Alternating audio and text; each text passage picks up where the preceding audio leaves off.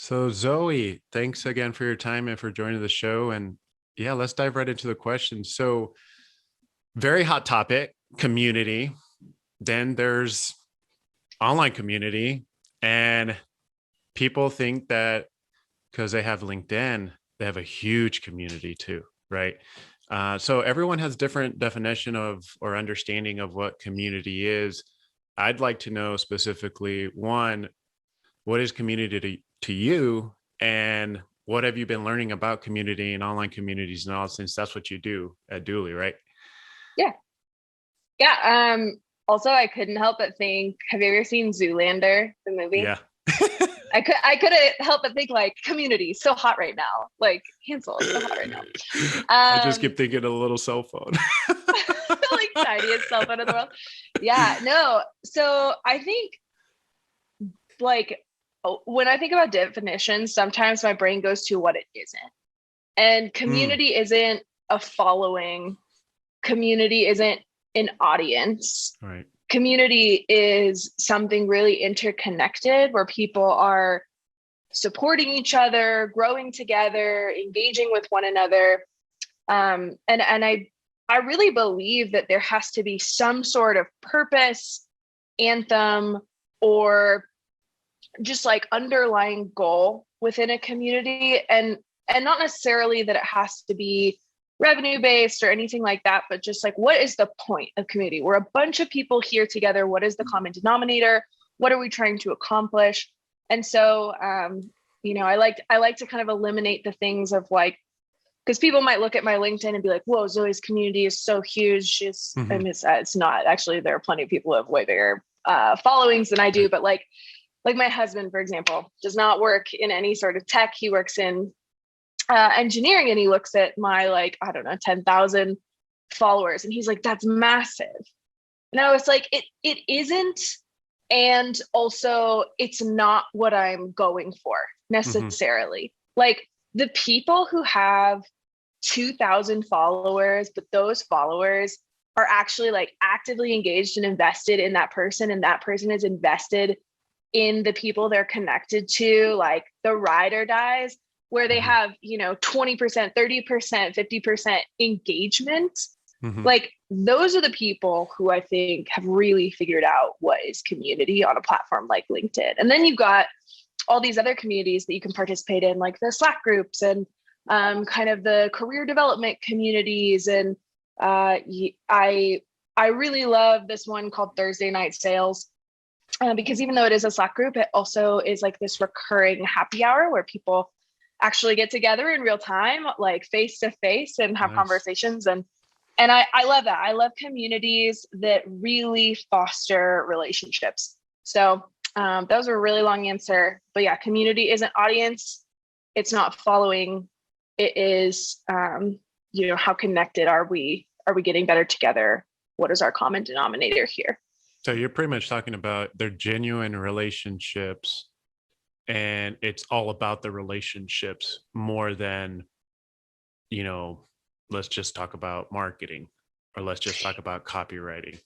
Yeah, because I think about like community, obviously we're talking about in the context of business, and Hmm. we can stay mostly in that space, but community has implications so far outside of business. Like community existed Right. so long before we ever, had computers, and we were like getting on and Yeah. doing like these weird forums and being mean to each other on the internet. Like community existed for people to get together and be together and grow together, and be in like doing life together, right? Hmm. And I think these digital communities create a really unique space for people to do that in a professional capacity, especially in the age of COVID, where work is moving really remote. In some Right. cases, some countries are still very locked down. Like we can't be together. So, how do we facilitate that togetherness when we can't be in person? And Hmm. communities is a great way to do that digitally. Yeah, especially when COVID-19 hit, and at the beginning, I saw a lot of people just seeing the need for connection. That's something that I saw. So they wanted to, it was like a sense of belonging, right? Mm, So I felt like my LinkedIn engagement grew, the followers grew, but I also felt like, and LinkedIn has also helped with this. So kudos to them. But they've just made the platform they're trying to make the platform more genuine, Mhm. get rid of all the spammers, all the people that hit you on InMail. Oh my gosh. So to me, I'm seeing that movement, right? And then you have Mhm. people that do their own subscription model around community, right? Yeah. What are your thoughts on that when it comes to whether it's a Facebook group, whether it's like a subscription based model where you have to pay? Like the Patreons and things like that. Yeah, yeah. Yeah. So I actually think it's kind of a genius business model. It seems very easy and low lift to create this recurring revenue for yourself. I also think that you can offer those things at a much lower price point because those platforms are not expensive to utilize. Like they don't take an enormous chunk Mm-hmm. of your earnings. And like I won't oust this person. I actually am a fan of like their content and their Patreon, but I recently left because I'm no longer in content marketing. But when I left, I was looking at it, I was like, dang, you have 600 Patreons who are paying you $10 a month. That is $6,000 a month Yeah. that you are bringing in. And the thing is, I'm cool with it because I'm paying $10 a month and I feel like I got my $10 a month out of it every single month. He was putting out content, he was being relevant, it was valuable information. And it was at such a low price point for me at the time when I was doing more content marketing that it Mm-hmm. made a ton of sense for me to invest in that. Yeah. Or it makes sense for a company to like give their person a budget and like they can use some of those things. I also think that that makes it so that people can invest in more than one educational resource. So True. because they're offered at these lower price points, like I can be a part of 5 or 6 of these that I find a lot of value in, as opposed to, oh, I can only take one class or like I can only afford one Yeah. college like credit or something like that. So I'm a fan of it in the instance of somebody who has proven time and time again that they are bringing value. I would Mm. never just like sign up for one being like, this looks interesting, here's my money. Like Right. I have to have seen value from that person somewhere else or have a personal referral, say like this group is great or something like that. Like if I just stumbled across it, I probably wouldn't pay for it. But people who have done a really good job establishing community or even audience and are putting value onto free platforms Mm-hmm. have then earned the right, in my opinion, to take that offline and monetize their content and the value that they bring when they create a level of like exclusivity or level up the value that they are providing. So I'm a big fan of people who put out value for free, and then when they've done enough of that, and I've seen what they can do, they Mm-hmm. want to monetize it. Like, go get yours. I'm about that. Nice. Now, there are a lot of people that do want to start online communities. It might even just be like a side hustle kind of thing, Mm-hmm. right? What have you, because you've been part of a few, right? What have you seen that you really loved about it, other than the value? Because the value has to be there for sure, 100%. But what have there been, like you mentioned Slack group for this other one? Have there been other features where you're like, oh, this is great? And then have you seen also opportunities for growth for online communities too? That you're like, I Yeah. wish they would have had this, and this. Yeah, like I have a bunch of weird ideas around community that I love. Like, so one group that I really appreciate and respect is Thursday Night Sales. Mm-hmm. Scott Leese and Amy Bolus lead that, and it started, I think, out of the pandemic. I'm like, I feel like I hope I'm not butchering their history. But I think it started during the pandemic as just a way for people to get together on Thursday nights. It's like a happy hour in this really cool community where people can come and get better together, as Amy says. And somebody like recently was talking to me about, like, what if I started my own community? Like, what do you think I need to do? And I was thinking about the people I've seen start communities and Mm-hmm. be really successful at it. And it's just what I mentioned before. Like, they have proven value as like an individual in a more public space. And like, they already had a group of people who are like, yeah, I think I want to take this offline and like create something special and unique out of it. But I think communities need those like bigger social media platforms to attract more people, because I think TNS has grown quite a bit in the last year. It probably didn't start at the, hundreds of people, if not over, maybe they're in the thousands now, I'm not sure. But it's because they started something where they had a reputation in the community that was positive, like within the LinkedIn community. They took it and created this sort of private community that they invite people to all the time. It's not like incredibly exclusive. You don't have to pay for it, not that kind of thing.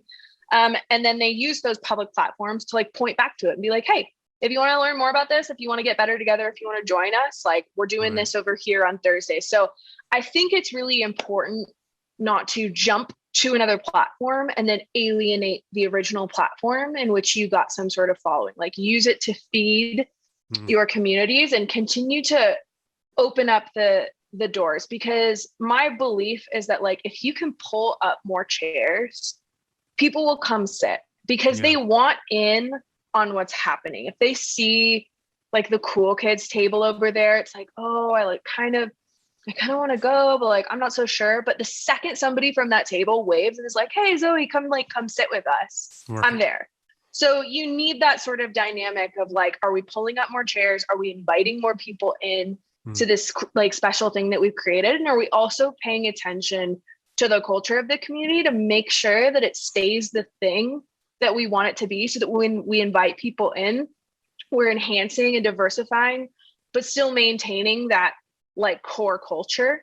Because like, I don't think culture needs to be everybody who is the same. I think culture can be enhanced when we include a lot of diversity.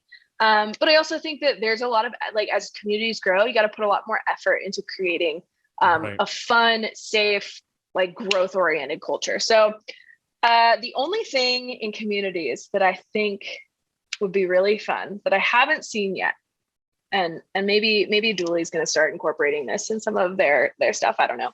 I do know because I am a part of it, but like I would love more impromptu, like text related things. So I know that sounds like weird and confusing, but like I want to get a text at like 6:53 on a Tuesday that's like, in exactly 21 minutes, we're going live. Get your favorite bottle of tequila. We're going to like do questions about like sales leadership or something, just something fun and random. The world is so weird these days. Like I stay at home and I talk to my dogs most evenings. Like I need more spontaneity in my life. And so I think I love the structure and the consistency of community. I just also love it when people can like throw in a surprise and like delight people in different ways here and there. So I think like a guerrilla event style like text situation could be really like a interesting. Text community almost. Yeah, or like also like text support, you know, like I would love, one thing I love when communities do is when they like have you ever seen donut buddies in Slack? So maybe it's not called, maybe it's like donut date. I don't know what it's called, but it's like an app you can plug into Slack where it'll randomly pair you with somebody else in that channel and you just like go get to know each other. So like, I love it when Slack communities have that baked in. I'm a part of several that do that. I love doing donut dates because then it's like grabbing somebody random in a group of 2,000 people, a name I've probably never heard before. And it's like, you guys are assigned as donut buddies this month, like go grab coffee for 30 minutes virtually. Awesome. And I things that promote connection of any kind, or that promote like meaningful engagement. That's what I want more of. Yeah, no, I like that. And then I was also thinking about, well, yeah, it's like creativity and it's always fresh. It's always new at the same time. So it keeps you on your toes the whole time. Oh yeah. I was also thinking about, you know, you mentioned if somebody creates an online community, they become like the moderator or the person that's just generating content all the time, valuable content, right? How does that person nurture the community other than providing valuable content? Or maybe that is the way they nurture them, is by keeping them on their toes, right? Because I think about it when you have like, let's just say 50 and they're all bought in, right? And they love all the valuable, you know, content that you're providing them. It's like, is there anything to nurture them ongoing too? Yeah, I've seen some communities actually just ridiculously drop the ball in this before. Communities that like I like and I'm a fan of the people who started it, but it's like they front loaded it. They got everybody really Mhm. excited. It was this paid community. And then 2 months in, crickets. You can look in like the announcements channel. You can look in the like every sort of value add channel. Like Right. the That's so members. discouraging. Oh yeah, it was well, and it was like the content in the beginning was awesome, Yeah. but it was like if you paid, I'm just making up another. Like we'll say we're paying $300 a year, and you give me all $300 of value in the first 2 months. Like I sure as hell am not renewing when Mm, the year is up. right. Like, what am I like? If I'm not continuously seeing value, that ROI, if this is a one hit wonder, that's totally fine. But like, it will not work as a recurring revenue model if you are not continuously providing value, continuously iterating on the product or service. Like, Mm, that's what SaaS is. And that's where I spend a lot of my time. And so my brain in subscription settings goes towards that. It's like, how are you maintaining my usage? How are you maintaining my participation? You aren't great. Like, no worries. I got what I need out of this. I will not be renewing. And mm. so it's that's something that I think is really interesting. Like, how do you maintain engagement? And I think it's hard. I think It people is. people come up with ideas and they're good ideas, but they do not realize the capacity it requires to maintain that kind of a thing. Right. And that's where I think some of the best community leaders have gone in and hired like part-time or even just like brought in other leadership Mm, to help them maintain communities. Like, yeah, maybe the community is officially run by one or two people, but like I know of three or four other people who operate as admins, or I know of, a couple other people. right. And I also think there's a really interesting play within UGC and getting user generated content to help promote. So when you've got like your fans, your people who get it, your people who are like the OGs of any sort of community, like they're going to be your best advocates, and they're also going to be there to help you create content and will likely be honored by that invitation Mm, if you ask them.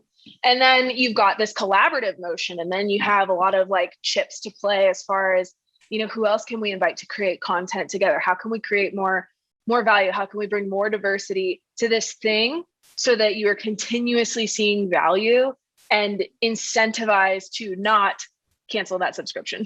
yeah. Now let's dive a little bit about all great stuff, by the way. Let's talk a little bit about, your experience. You said content marketing, right? And I think a lot of people even on LinkedIn know you as content marketer, right? So Yeah. what made you shift from content marketing to community? I'm just curious to know. Yeah, so like I was actually never technically a content marketer. I don't think I've ever held a content marketing role, with the exception of when I was the community marketer at Bomb Bomb. I did handle like social media accounts, and I was doing Like a lot through copywriting my kind of thing. yeah. But I started in sales, actually, was like how I got started Mm, in my career. And I was an SDR, and then I was an outbound mid-market BDR, and then I was a community marketer. And then I moved into partnerships and community. And I've kind of just found my niche. Like I love sales. I love creative marketing. I love yeah. building relationships that are mutually beneficial. And I love community and just making a bunch of friends. And I am fascinated by personal brands. I get to do all of those things all day, every day. Sorry, that's my dog. No worries. um, They're like painting my house over here. So I'm like, golly, they have the power hose on and everything. all of his toys are food with faces. It's like kind of sad, but this was once a taco. So yeah, Nice. anyway. Yeah, so like I it was sort of this natural step for me when I started working on my personal brand as an Mhm. SDR, BDR, to then move into marketing. I knew I didn't want to be an AE. And so I started meeting with the marketing team pretty regularly, being like, what do I need to do to like get into marketing? What skills do I lack? What can I learn? What do I do now that overlaps with marketing that I can really like bolster those skills so that when an opening comes up, I'm the obvious choice for the role. Hmm. And so did that, got the job. And then we found that like my personal brand and some of the stuff I was able to do on LinkedIn by creating content was driving more traffic to BombBomb than our social media page. And that's because Right. like just the way the LinkedIn algorithm works, like it rewards individuals more than it rewards brands. It wants brands to pay for ads, which I get. So basically I was using my personal page as like a BombBomb advocate, but I was using it by speaking to what I knew about, which was video prospecting. And in that, like I started building real relationships, and I was almost like dabbling in this weird, interesting partnership space. And so when the opportunity to do true partnerships and community at a company like Dooley came up, like I could not say no. And now I get to do all of that all the time. And it is, I mean, I'm like minting NFTs and doing these like weird GQ, G2 campaigns. That was But they're, funny. it's, That was a good one. The it's, G2 GQ. it was That so got my fun attention. to do. It was so fun to do. We had a great time with it. The team is so creative. Like, I just feel like I'm exactly where I'm supposed to be. And I feel so lucky that I get to do the things that I'm really passionate about. And part of that is community. And so it's just like, I think how I got here was really just, I found certain things that I loved and was passionate about, and certain things I was just naturally really good at. And how could I do more of that and less of the stuff I didn't like? And I just kind of narrowed things down. And now I'm in this spot where I'm like, could I ride like partnerships and channel and community like throughout the rest of my career? I think I think that I could, and that I would be very happy. And so that's a legit question. And it's cool that you played me pretty much to your strengths, because you started with sales and then you marketing, and sales and marketing need each other. So you kept going and inward more and more and more, and just finding that niche. So let's talk a little bit. We got like 5 minutes, and we're actually talked about a lot of things, but I wanted to talk about Dooley. Yeah. So one, what do they do? What's the nature of the business? How do they differentiate from other competitors? Yeah, so Dooley is, I believe, the first one in this space. And really, like, we want to give sales reps superpowers. Sales is a tough job. And one of the biggest frustrations I had as a sales rep was spending time in tools that didn't make me any money. So things like updating Salesforce, like any time I was spending in Salesforce, or like updating opportunities, or like my pipeline wasn't clear, like I wasn't making any more money. When I could make calls, when I could have like set up demos and meetings, when I could be prospecting, like those were the revenue generating activities. And I wanted all the time that I could have to do those things.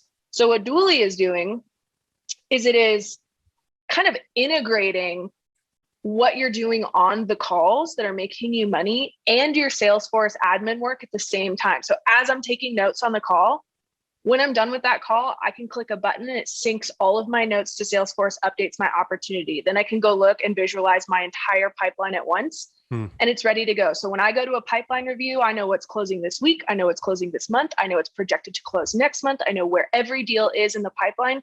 And I never once had to step foot inside of Salesforce to do it, because it's all synced through the back end. I just got to spend more time doing what I love to do. And it's like very, very minimal adjustment to your process. And mostly it's just cutting a bunch of steps out. Yeah, I'm pretty sure it's very user-friendly too, right? Because everybody hates, even their mom hates going into Salesforce. Like Salesforce is this beautiful mechanism for like data, and like it is awesome. I'm so glad that it exists. I don't want to be like the enemy of Salesforce, but as a rep who like I am not trained to go in, and like, I'm not a Salesforce admin. I haven't gone through Trailblazer. So to be able to do what I do best and just take a couple notes and hit a button and have all of that admin work done for me, to save me 5 hours of admin work a week so that I can go spend 5 more hours selling stuff and making more money, like that is life-changing kind of time.